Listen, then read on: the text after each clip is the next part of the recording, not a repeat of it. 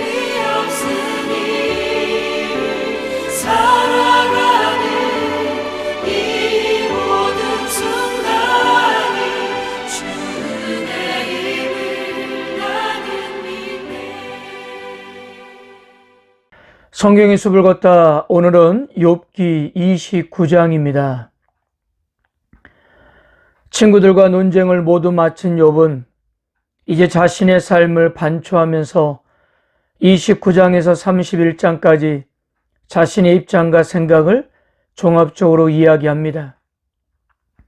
먼저 29장에서는 하나님의 축복을 받으며 행복했던 옛날을 회고하고요. 이어서 30장에서는 당면한 암울한 현실을 토로하고, 그리고 31장에서는 그가 현실에서 겪고 있는 일들에 대한 억울함을 호소하는데요.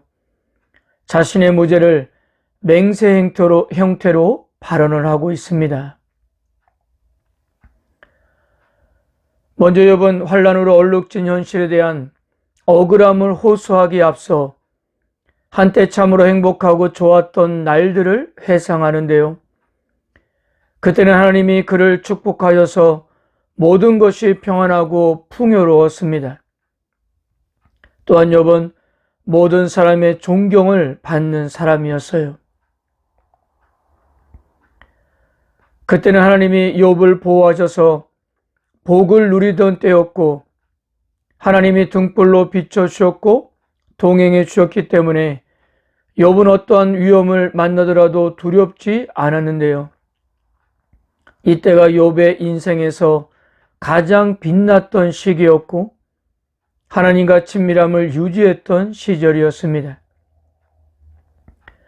어느 것 하나 부족함이 없던 시기로 하나님으로부터 오는 삶의 즐거움과 기쁨을 만끽하던 때였습니다.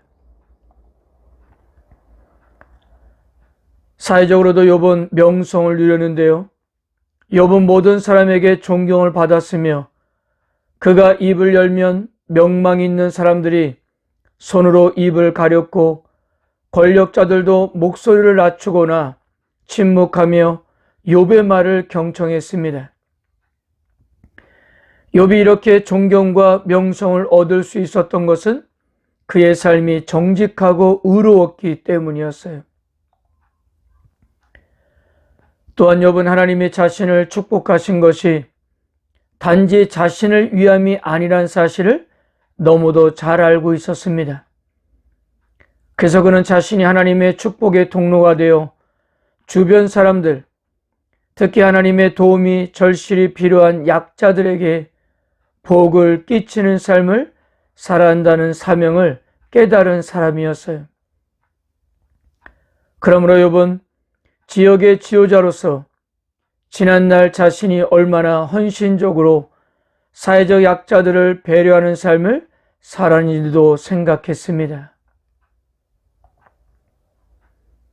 특별히 13절을 보면 비참하게 죽어가는 사람들도 욥을 위하여 복을 빌어 주었다고 했는데요. 망하여 비참하게 된 사람들은 세상을 원망하고 부유한 욥을 저주할 수도 있었을 텐데, 그들이 욥을 축복한다는 것은 욥의 재물이 그의 의를 가르지 않고 오히려 의의 도구가 되었음을 잘 보여주고 있는 것입니다. 이처럼 욥은 가정적으로나 사회적으로나 부족함이 없는 삶을 살았습니다. 그는 하나님과 동행함으로 하나님의 말씀에 따라 가난하고 약한 자를 돕고 악인을 심판함으로 하나님의 정의와 공의를 실현했습니다. 그러므로 그의 삶은 다른 이들에게 이상적 모델이 되었기 때문에 사람들은 욥을 따랐고 존경했습니다. 욥이 입을 열면 그의 말에 주의를 기울이고 끝까지 들었고, 말이 끝난 후에도 그의 말에 이의를 제기하거나 반박하는 사람들을 찾아볼 수가 없었어요. 삶의 길을 잃고 방황하거나 좌절하는 이들은 욥의 가르침을 듣고 새로운 희망을 발견했고요.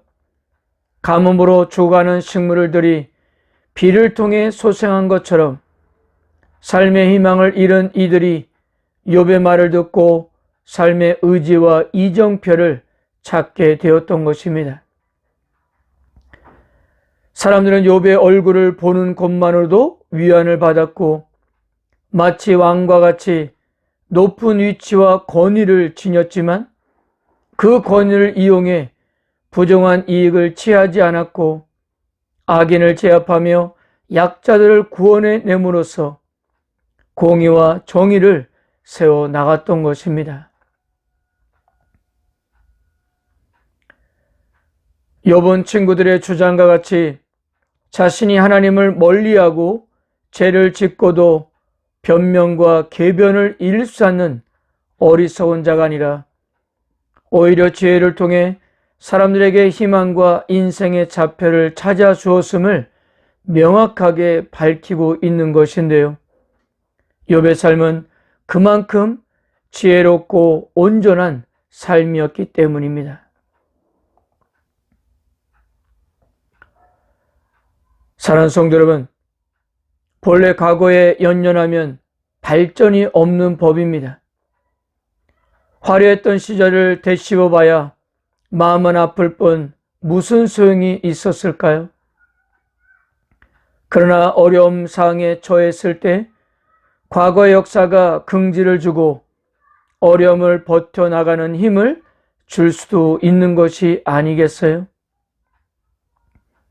과거에 붙들려서 현실을 인정하지 않고 허공 속에 사는 것도 문제지만 현실이 비참하다고 자신이 지나온 과거를 모두 부정하는 것도 어리석은 일이라고 생각합니다.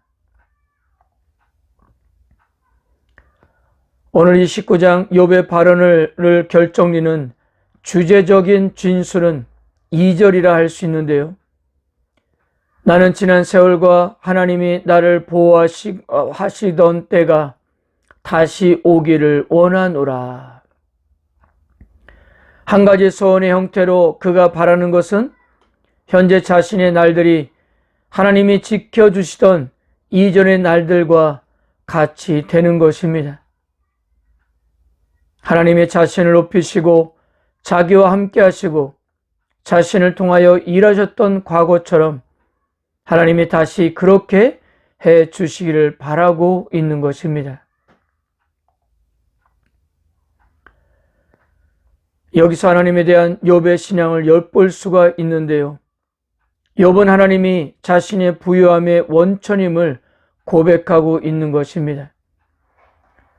자신의 지혜나 현명함이 자신에게 성공을 가져다 준 것이 아니라 하나님의 돌보심과 복주심이 자신의 번영된 삶의 이유였던 것입니다. 이렇게 하나님의 놀라운 축복을 받은 욥은 하나님으로부터 받은 것을 자기 이기적인 탐욕을 채우는데 사용하지 않고 오히려 하나님의 사랑을 실천하는 데 사용한 신앙의 인물이었습니다. 그럼에도 불구하고 욥은 고난을 경험하고 있는 것이 아니겠어요?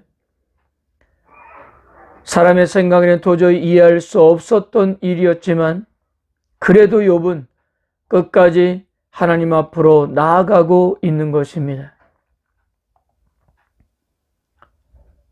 성도 여러분, 우리 역시 고난 속에서 또 다른 하나님의 섭리가 있는 줄을 믿어야 하겠습니다. 물론 아직도 이해할 수 없지만 우리에게 벌어지고 있는 고난은 하나님이 우리에게 허락한 인생이요 우리들로 하여금 살라고 주신 현실입니다. 그러나 하나님은 우리들을 그런 현실에 내버려 두지 않으시고 우리에게 놀라운 은혜를 부어주심으로 우리 인생이 얼마나 풍성하고 멋진 것인지를 알게 하신다는 거예요.